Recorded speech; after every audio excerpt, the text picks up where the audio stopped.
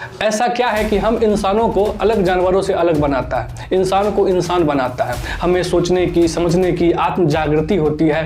ये सब क्यों होता है? ऐसा क्या होता है हमारी बॉडी में जो ये सब होते हैं? हम जब भी कुछ खाते हैं, खाना अपने आप पचता है, सांस अपने आप लिया जाता है, हम जब भी कुछ लेते हैं मुंह में, सलाइवा अपने आप प्रोड्यूस होने लगता है, नींद हमें अपने आप आने लगती है। ये सब चीज़ बस एक सेल की मेहरबानी से होती है, उसको बोलते हैं न्यूरॉन्स। आज के इस वीडियो में हम इसी न्यूरॉन्स के बारे में समझेंगे। न्यूरॉन्स क्या होता है, इसके स्ट्रक्चर क्या होते हैं, इसके टाइप्स क्या होते हैं, इसका फंक्शन क्या होता है। तो इस वीडियो को पूरा देखिएगा, ये वीडियो आपको काफ़ी इन्फॉर्मेशन देगा अबाउट न्यूरॉन्स। कहीं मत जाइएगा, ये वीडियो आपको काफ़ी इन्फॉर्मेशन देगा, काफ़ी इन्फॉर्मेटिव होने वाला है ये वीडियो आपके लिए।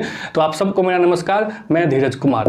न्यूरॉन्स जो होते हैं ये कई सारे जब बन जाते हैं तो उससे एक नर्व्स बनता है। और नर्व्स क्या होता है, ये कितने टाइप के होते हैं, इस वीडियो को आप जरूर देखिएगा। ये वीडियो आपको काफ़ी जानकारी देगा अबाउट नर्व्स। तो ये वीडियो को जरूर देखिएगा, ये वीडियो आपको इसी चैनल की प्लेलिस्ट में मिल जाएगा। ये न्यूरॉन्स हमारे ब्रेन का स्ट्रक्चरल एंड फंक्शनल यूनिट होता है। कई सारे न्यूरॉन्स बनते हैं तो उससे जाकर के नर्व्स बनता है। जो भी हमारे बॉडी में कोई भी एक्टिविटी होती है, गर्म गिरता है, ठंडा गिरता है, चाहे कोई भी सेंस हम लोगों को करना होता है, जो हम लोग देखते हैं, कान से सुनते हैं, स्मेल लेते हैं नाक से, ये सारा का सारा इंफॉर्मेशन हमारे सेंट्रल नर्वस सिस्टम के पास जाता है एक सेंसरी नर्व्स के द्वारा। और यहाँ पे ब्रेन में प्रोसेसिंग होती है न्यूरॉन्स के थ्रू। फिर ये सारा कमांड हमारे मसल्स को सेंट्रल नर्वस सिस्टम के द्वारा मोटर नर्व्स के थ्रू दिया जाता है, फिर हम कोई भी एक्टिविटी कर पाते हैं। तो सारा का सारा जो स्ट्रक्चरल और फंक्शनल यूनिट होता है इस ब्रेन का, वो हमारे न्यूरॉन्स ही होते हैं। हमारे ब्रेन में और स्पाइनल कॉर्ड में नंबर्स ऑफ न्यूरॉन्स होते हैं। ये जो न्यूरॉन्स होते हैं लगभग मिलियंस में होते हैं। अब इस न्यूरॉन्स में सेल डिवीजन नहीं होता, इसलिए नहीं होता क्योंकि इसमें सेंट्रोसोम नहीं होता। अब सेंट्रोसोम की नहीं होने की वजह से ये सेल डिवाइड नहीं कर पाते हैं, और सेल डिवीजन की प्रॉपर्टी इस न्यूरॉन्स में नहीं होती है, इसलिए नया सेल नहीं बनता है। इसलिए जब हम पैदा होते हैं तो फिक्स नंबर ऑफ न्यूरॉन्स के साथ पैदा होते हैं, और जैसे जैसे हम ओल्ड एज में चले जाते हैं वैसे वैसे ये न्यूरॉन्स धीरे धीरे कम होने लगता है, जिससे हमारी याददाश्त, हमारी जो सोचने समझने की क्षमता है वो धीरे धीरे ओल्ड एज में कम होने लगती है। क्योंकि ये इसलिए होता है क्योंकि हमारे न्यूरॉन्स में सेल डिवीजन नहीं होता है। क्योंकि न्यूरॉन्स नए नहीं बनते हैं, इसलिए हमारे ब्रेन को प्रोटेक्शन की भी ज़्यादा ज़रूरत है। इसलिए जब भी हम बाइक पे जाते हैं तो हेलमेट लगाना काफ़ी नेसेसरी होता है, क्योंकि अगर ब्रेन में चोट लग गया ना तो न्यूरॉन्स कभी नया बनता नहीं है, तो वो रिकवर हो ही नहीं पाएगा। लेकिन ब्रेन के अलावा और भी कोई पार्ट है, वहाँ तो सेल डिवीजन होता है। अगर वहाँ पर कोई चोट फोट लग गया तो ये दोबारा रिकवर कर लेगा, हम दोबारा ठीक हो जाएंगे। लेकिन एक बार हमारे ब्रेन में चोट लग जाता है तो फिर हम दोबारा ठीक नहीं हो सकते। इसलिए हेलमेट लगाना बिल्कुल ही आवश्यक हो जाता है जब भी हम बाइक चला रहे होते हैं। अब ब्रेन में सिर्फ न्यूरॉन्स ही नहीं होते, न्यूरॉन्स के अलावा और भी सेल होते हैं, जिसे न्यूरोग्लिया सेल बोलते हैं। ये न्यूरोग्लिया सेल इस न्यूरॉन्स को प्रोटेक्शन देते हैं, उसको नरिश करते हैं, और ये आधे से ज़्यादा होते हैं। न्यूरॉन्स कम होता है, लगभग 1/3 पार्ट होता है, और लगभग उसके बाद जितना पार्ट बचता है वो सारा का सारा पार्ट जो होता है वो न्यूरोग्लिया सेल ही होते हैं। लेकिन इसमें सेंट्रोसोम होता है, चूंकि इसमें सेंट्रोसोम होता है इसलिए ये डिवाइड कर सकता है। अब ये डिवाइड कर सकता है तो ये नए नए सेल बना सकता है, और अनकंट्रोल ऑफ सेल डिवीजन इसमें भी होने की संभावना है। इसलिए न्यूरोग्लिया सेल होने के कारण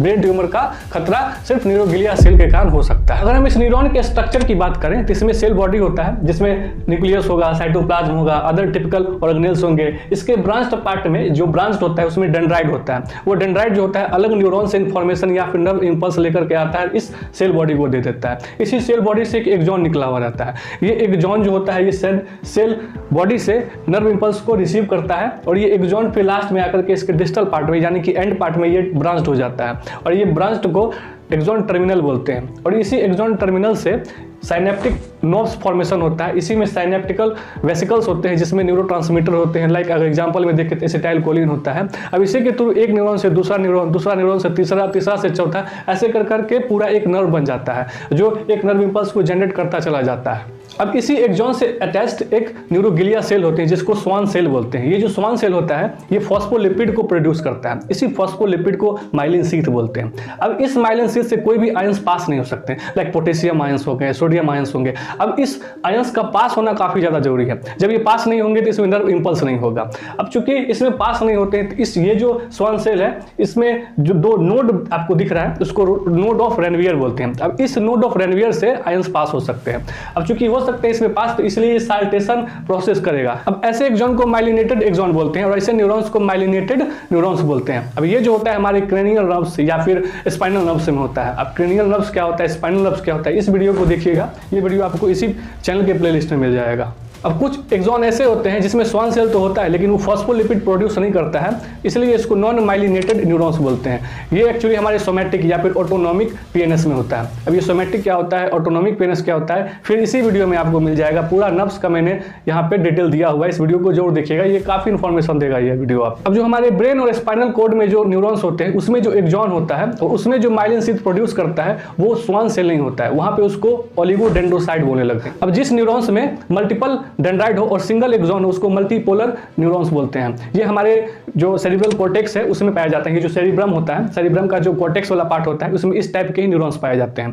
और वैसे न्यूरॉन्स जिसमें एक ही डेंड्राइट हो और एक ही एक्सॉन हो उसको बाइपोलर न्यूरॉन्स बोलते हैं। एक्चुअली ये हमारे आंख का रेटिना होता है ना, वहां पे जो न्यूरॉन्स होते हैं उसमें ऐसा टाइप का न्यूरॉन पाया जाता है। और कुछ ऐसे न्यूरॉन्स होते हैं जिसमें एक भी डेंड्राइट नहीं होता है और सिंगल एक्सॉन होता है, उसको यूनिपोलर न्यूरॉन्स बोलते हैं। ये हमारे एम्ब्रियोनिक स्टेज में पाया जाता है, यानी कि जब कोई बच्चा अपनी माँ के गर्भ में होता है तो उस वहाँ पे इस टाइप के न्यूरॉन्स मिलते हैं। तो आई होप आपको समझ में आया होगा इस न्यूरॉन्स के बारे में, इस पावर ऑफ न्यूरॉन्स के बारे में। अगर ये वीडियो आपको थोड़ा सा इन्फॉर्मेटिव लगा हो तो इस वीडियो को शेयर कीजिए, लाइक कीजिए, कमेंट कीजिए, सब्सक्राइब कीजिए। फिर मिलते हैं नेक्स्ट वीडियो में। Till then thank you and bye.